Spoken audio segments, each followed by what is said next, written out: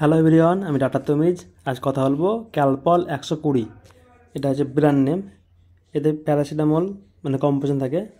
এতে paracetamol 120 mg দিয়ে থাকে। জিএসকে কোম্পানি এটা ম্যানুফ্যাকচার করে থাকে।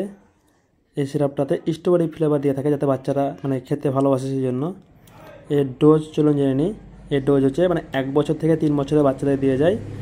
এই সিরাপটা 10 থেকে 11 কিলো 10 থেকে 11 কিলো ওয়েটের বাচ্চাদের 6 ml করে দেওয়া যায়, এবং 11 থেকে 12 কিলো ওজনের বাচ্চাদের 6.5 ml। দেখতে পাচ্ছেন এভাবে ওজন আর ডোজ লেখা আছে।